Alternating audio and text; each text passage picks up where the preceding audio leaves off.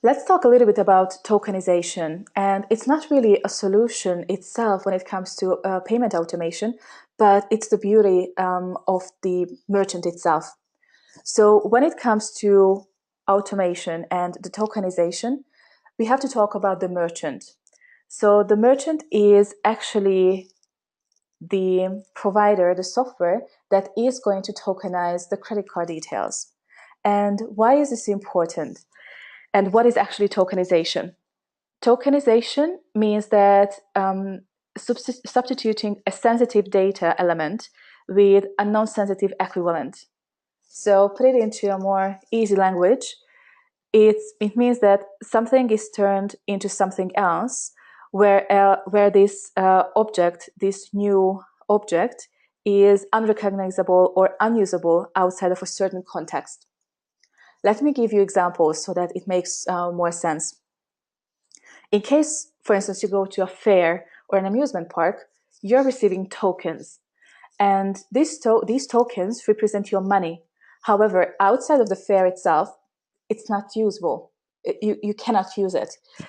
And you're buying with these tokens your rides for the roller coaster, for instance, or your ice cream, or your corn, and so forth.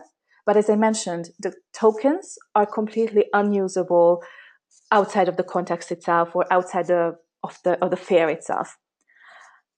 Another example could be also, for instance, the poker game. So rather than having huge piles of money on the desk, the players are using tokens. And if you leave the casino, the tokens are actually not really useful. You cannot use them outside of the casino. It can be used only in the context itself. And how it works, the tokenization itself, when the customer provides the credit card details on the booking engine, on our distributor, the merchant comes into play. What it does, it takes the credit card information of the customer, converts it into a token. It's completely random. It's randomized, and the very good part of it is that it cannot be reversed. So it's non-mathematical. There is no algorithm behind it. So it's completely random. And the credit card itself, the data of the credit cards, so the number, the CVV, and the expiry date, is put into a so-called vault. So it's stored in a completely safe environment, and only the token itself is available in the system. And when it comes to charge the credit card, then of course all this information are going to be requested from the bank, and the information and the amount itself is going to be pushed into your bank account that was set up when it comes to the merchant. So it's quite easy, and the beauty of it is that it's really safe. The next solution that we are having is setting a automatic pre-authorization. And I already started to show this to you, and let me go back to the rate groups. So here we have, for instance, the fully flexible rate. And when we go into it, you can see here the settlement action, and it's simply selecting create pre-authorization. And you can set up how much the settlement value should be and when the settlement trigger should kick in. So it could be the start date or the end date. It's really up to you. The settlement value can be also set up for a higher value. So kind of like taking the full payment, like pre-authorizing, of course, the full payment, and then also having a little bit of extra there for deposit.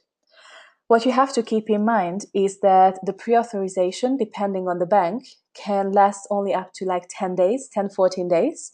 So it makes sense to create the pre-authorization for the start date of the booking. So when the customer is arriving, or setting up a couple of days before the customer is arriving. The pre-authorization is just blocking the amount on the credit card, so it's not charging yet. But once you are about to charge the customer and close the bill, what the system will do, you will just have to click on the setting the pre-authorization or releasing the pre-authorization, sorry. And the system will charge only the 100% of the booking itself and not the 120. So it's really useful. And it also increases the guest experience because the customer does not have to provide the credit card details again, simply because all this is stored in the system itself. Another solution we are having in our system is a so-called one-click payment, and it can be sometimes two-click payment, depending on how many credit cards there are stored for each and every guest profile. And this actually does not need too much explanation because it literally does what it says. When you're about to charge the customer and close the bill, and the merchant is enabled and the credit card of the customer is added, then you can just simply click on charge and close. And it's very, very easy, and it saves a lot of time for the receptionist to charge the card, go and close the bill separately, manually. So it's, again, a couple of steps, couple of clicks that you can save time with. And just on the side note, the credit cards that are actually expired can be also charged. So what it means is that when the customer's credit card has expired and a new has been issued by the issuer, by the bank, those two, so the expired ones and the newly issued ones, are actually linked together. So you should not worry if the customer who has departed and there is still an outstanding payment and the customer has an expired credit card, you still can charge those credit cards. So you can be sure that the credit card, that these amounts are going to be settled onto your account.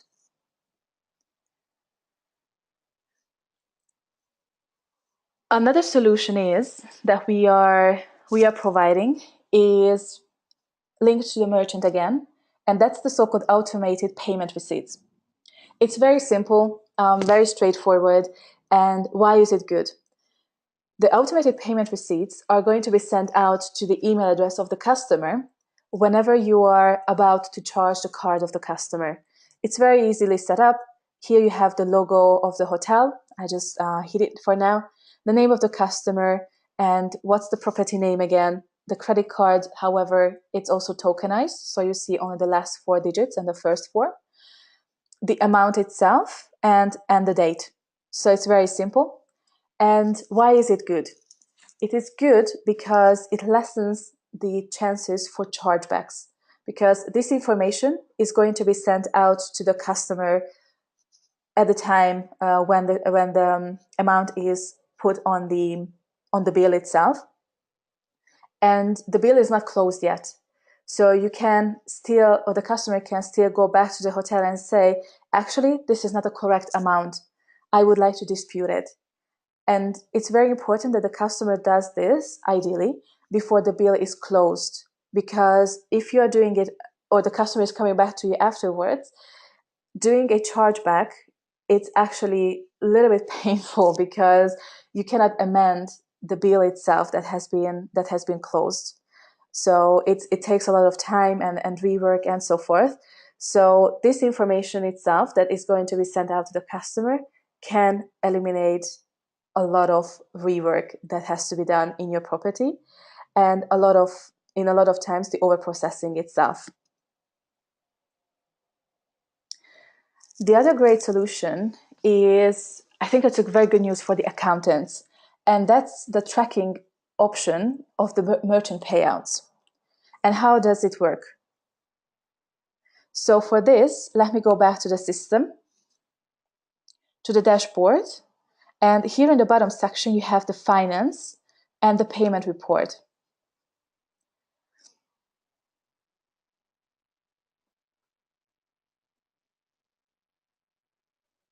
So here in the payment report, what you have to select as of mode, instead of created, that is by default, you have to go for settled.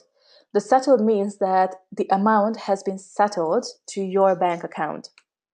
The start and end date would be then whichever you prefer. The states should be settled because this is what you are looking for now. The type can be left on payments and refunds. It will show all the pluses and minuses.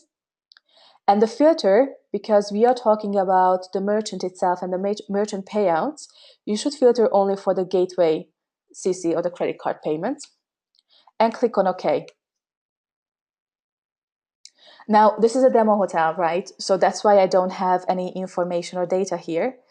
But let me go back here to our Excel, which I have prepared for you.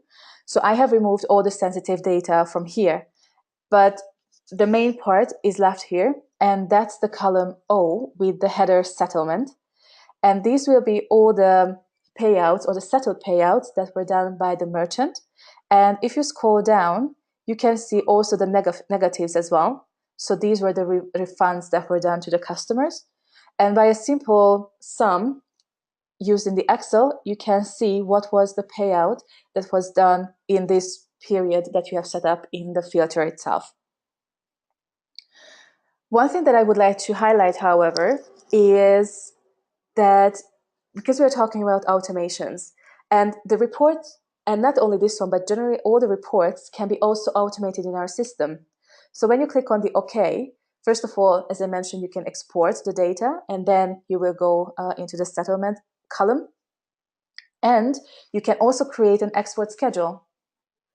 So you just click on it, and you are setting up how you would like to have this export to be scheduled to you. So you say enabled, and you can give a separate name to the report, when you would like to have this started, and how frequently you would like to have this report received. So you can have it daily, weekly, monthly, and so forth. So it really depends on you and your procedures in your property. And then you can also set up the email address to which you would like to have this report to be sent out automatically. So there is no need to separately log into the system, but the system is doing it for you.